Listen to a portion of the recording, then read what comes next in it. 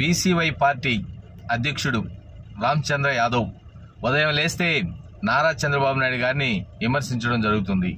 అసలు నీ వల్ల ఈ రాష్ట్రానికి ఏం ఒరిగింది రామచంద్ర యాదవ్? రాష్ట్రంలో సుభిష్టంగా ఈరోజు రాష్ట్రానికి కంపెనీలు లక్షల కోట్ల రూపాయలు ఈరోజు రాష్ట్రంలో కంపెనీలు పెట్టేదానికి వస్తూ ఉన్నారు. ఎవరిని చూసి? నారా చంద్రబాబు నాయుడు గారిని చూసి.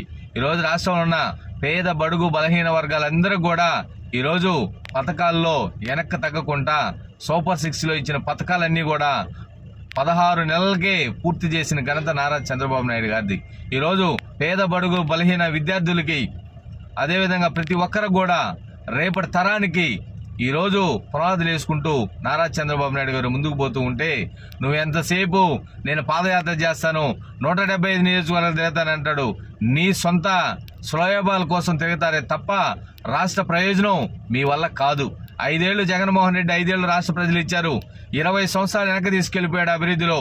మళ్ళీ నువ్వు వచ్చేసి రాష్ట్రాన్ని డిస్టర్బ్ చేస్తున్నావు.